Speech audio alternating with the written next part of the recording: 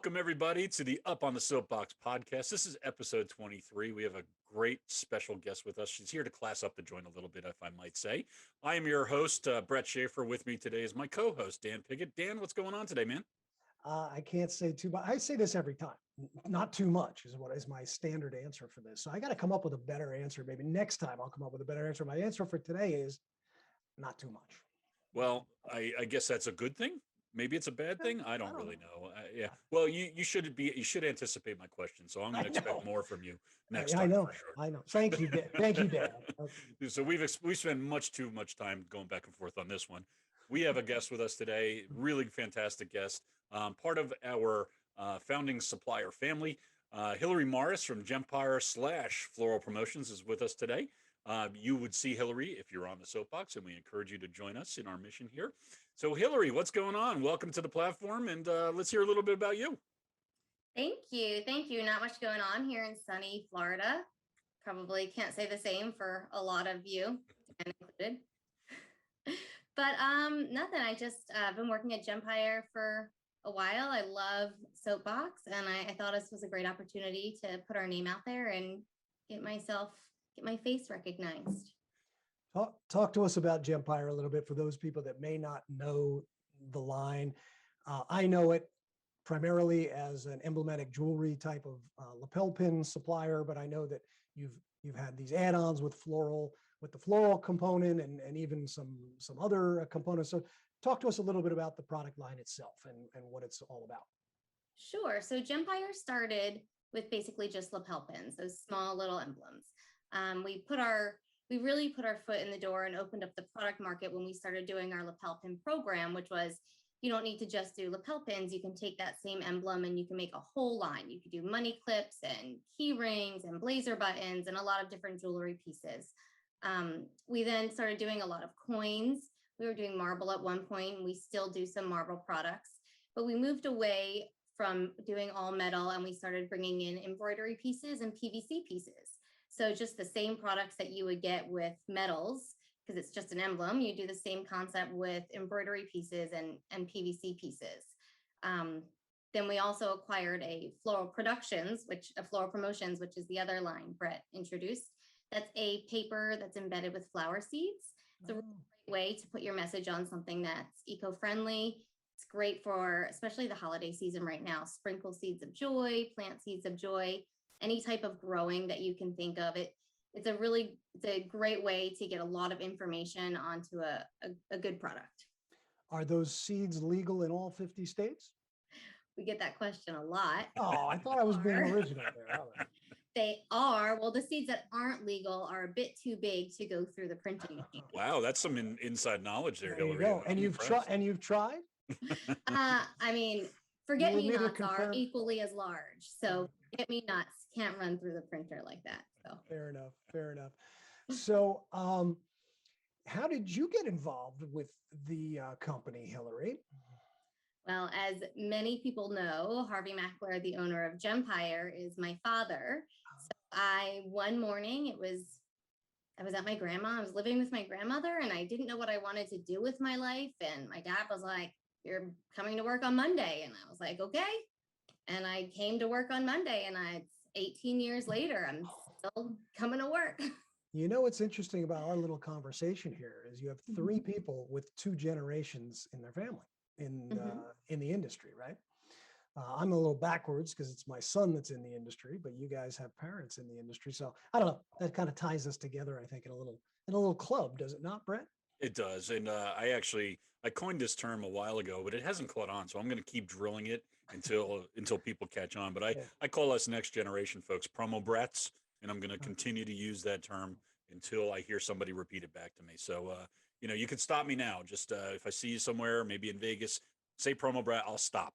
That's all. That's it. I'm done. So, so yeah, second generation. I mean, sometimes you have, so it didn't sound like you had a choice. I actually made the choice. So there may be a little bit of a difference there. I still make the choice on a daily basis. I like that. Well, yeah, 18 years, you would think at this point, it's Hillary's decision 18 years later. What are the biggest changes you've seen in the promo market since you first got into it? Technology has changed a lot. I remember I remember when I first started working at Gempire, we would have a rotation of customer service staff, and whoever was on rotation that week would be the one that would stay late and make sure that we faxed all of our hand-drawn art to the factories. So, and faxed all of our notes on all of our orders to the factories so they could see it and duplicate it. So, we still actually get faxes to this day, and my mind is blown when one comes in. So I think technology is the biggest change. How often do you get faxes? I'm just curious. I mean, is it weekly? Is it every week? Oh yeah, we get faxes all the time. You know, we've been in business a year Set and up a half. electronically, so it's like an e-fax that we get. The person, I mean, it's handwritten, so they clearly are writing it and faxing it. Yeah. So when we started our business a year and a half ago, I didn't want the fax machine in my house, so we drew straws, and Dan's got it somewhere up there. Yeah. So Yeah. how many It's faxes do you get? It's next to the teletype machine. It's Right, exactly. Does your son know what the fax machine is, though? Would he know an order that came? He's through probably FedEx? heard of it. He's probably heard of a fax machine. That's about it. Like I've heard of a phonograph, but I've never listened to one, you know, so it's kind of old technology. Yeah. So what about yourself, Hillary? Let us teach us about you. What do you like? What do you do? Family, etc. Sure. So my main thing is I'm a mom to 3 wonderful girls, 12, 10, and almost 5. My husband runs a local heating and air conditioning company, so he's super, super busy, but we joke about it. You know, which company are the kids going to work for when they're older? Where do they go? But no, everything's good. Our 2 older girls play competitive softball, so we're very, very busy almost every weeknight and weekend in like this opposite directions all the time. And our almost 5-year-old just tags along with one of us. I like a lot of things. I guess I like a lot of quiet time. I like to watch TV. I like to listen to music. I listen to music every day while I'm working. I turned it down for you guys so you didn't have to hear it blasting. But All right, do you listen to Spotify? I listen to Amazon.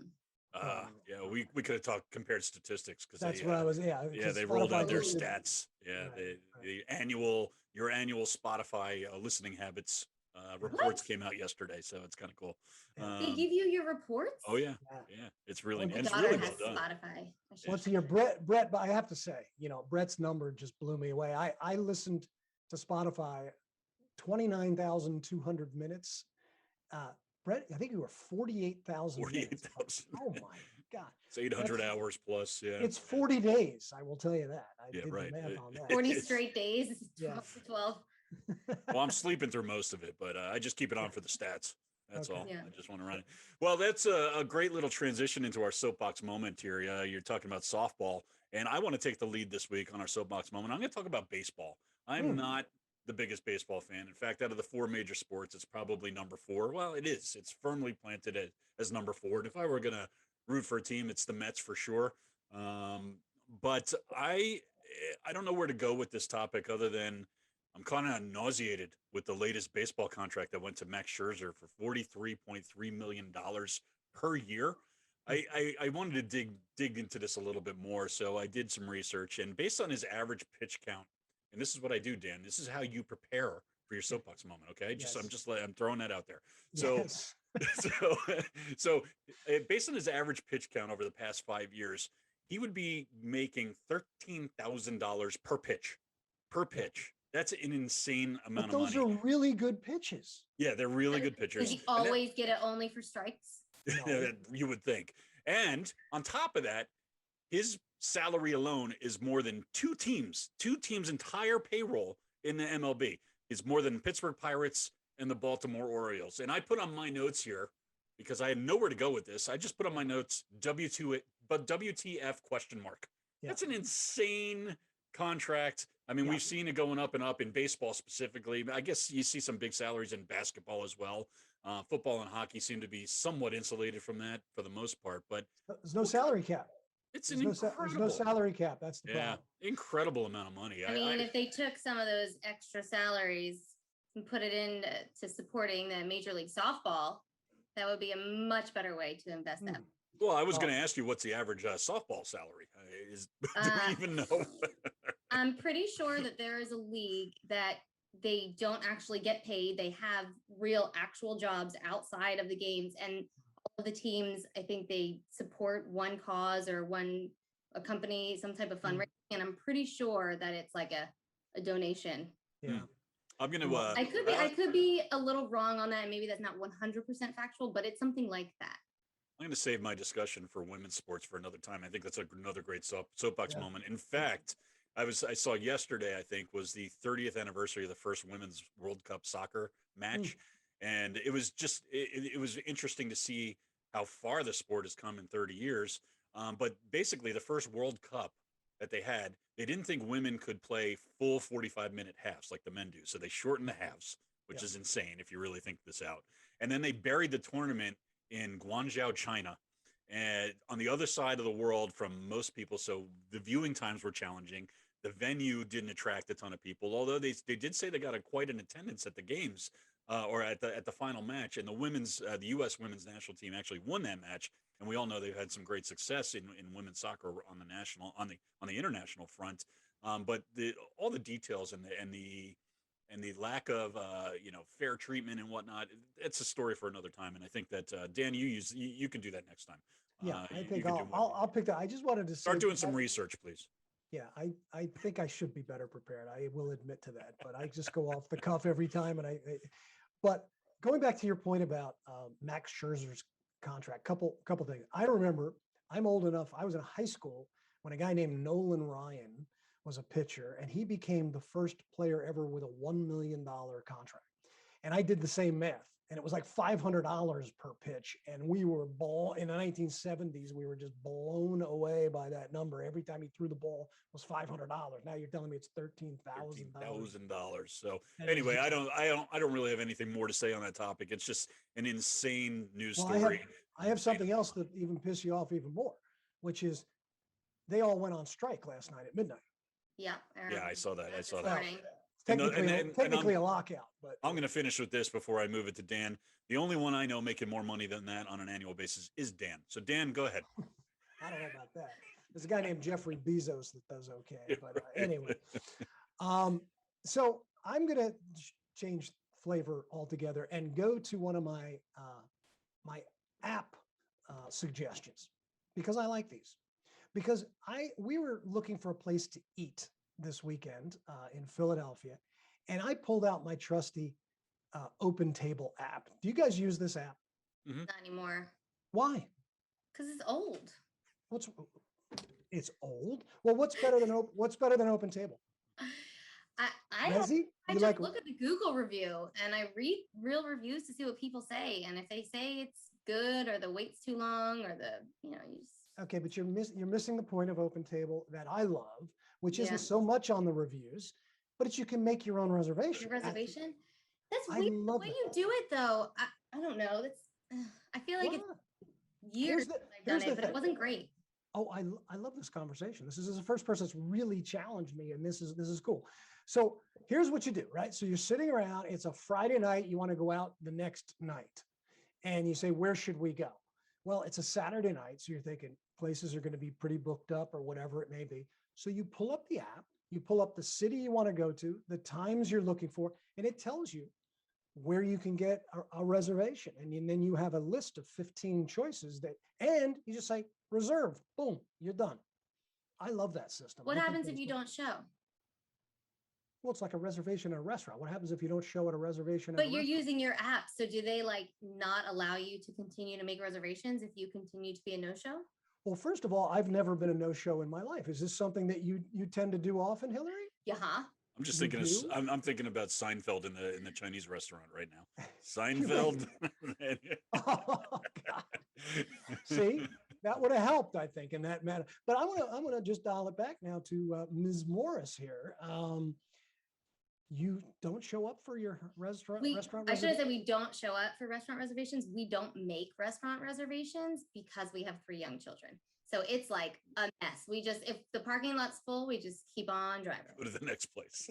Okay. Well, yeah. Move on. Anyway. If we made a reservation, I would call 20 times on the way. I'm so sorry we're late. I'm so sorry we're late. I'm so sorry we're going to need to push it back 30 minutes. So all I'm hearing is Dan has his Open Table app right next to his AARP app on his phone. Oh, no, it's not that at all. You guys are missing the whole. Brett, do you not use? You don't use open? I do. I don't use the app, but I'll book from a restaurant when they require a reservation through Open Table. I don't use it for research purposes. I hear what you're saying, and maybe I ought to. It's not such a bad thing. Here's what I will do. I'll solve my own problem. I'll get the app. I'll start making reservations. I won't show up for any of them. And I'll see if they flag me. You know what? Do that. Please do that. And that's good research. And it's a good way And I'll for tell me. you. Yeah. Now we have Hillary's lined up to be our first repeat guest. So this is great because I want to hear how this turned out. Yeah. Well, listen, that was it. I thought I was going to share something really interesting and helpful for people. It turns out, there's a little bit of friction there, which is good for television. I think it definitely is. So I think it'll be helpful though, because then people will know, how much do they really track you and follow you on that app. If they don't really keep track of that, then Yeah, I'm just trying to think of other apps that you use that you take advantage of, and then you don't show up, you don't use the server, like Amazon. They deliver and you say, no, thanks, I never ordered that. Or how does this work for you? They changed their policy. You used to be able to return like anything, no questions asked. I'm not a big returner because I'm too lazy for that. But you used to be able to return anything, no questions asked. And now I ordered those like color sketch markers for my kids, and one of them came in without any color dye or scent on them. I was like, this is so weird. Okay, well, they made me send back the whole entire box of markers just to send me a whole new one. Just send me a replacement marker. There used to be like no questions, and now they send it to me until they received my return. Wow. All right. Well, all right. So let's move on to Hillary here. This is your soapbox moment. So why don't you tell us what's on your mind today, Hillary? Yeah, so on topic with Dan's following the restaurant theme, I recently went out to dinner with my family, did not make a reservation, just showed up. And I was very pleasantly surprised at a Chili's, which is just a regular restaurant, that the waitress was so attentive and actually took all of our plates and cups off the table as we finished eating and drinking, rather than most of the wait staff who typically leave everything on your table, which kills me. Because if you're spending money to go to a restaurant and to not stay home and cook, I want them to clean the table as I'm eating and not look at the dishes piling up. And I was so surprised that a waitress at Chili's, out of all places, when we go to nice high-end steakhouses, Chili's did it. I can tell you they are instructed not to clear the table till everybody's done eating. I was going to ask that question. I've never worked in food service, and I've been told along the way that everybody should. It's impolite to remove your dishes, and I'm still working over here. It's when everybody's done, we clear the table. Now, quick question though. What if it's an appetizer plate, or they bring you another soda and they leave your old soda glass there, which is very common. They don't always take No, that's not right. That's not right. Yeah. And by the way, you can have a preference. I'm not saying you're wrong in preferring that. I'm just telling you, generally speaking, at better establishments, they're trained to leave everything there until everybody is done eating. And that's why at Chili's, you won't have that. You'll just have it because they're just pumping people through and they're just grabbing your stuff and moving it. And you like that. So that's good. Interesting that they're trained that way. Did you work at a restaurant? I have. And my daughter works at restaurants and is in food service. And so I've been made aware of that. Let's put it that way. So, yeah. Yeah.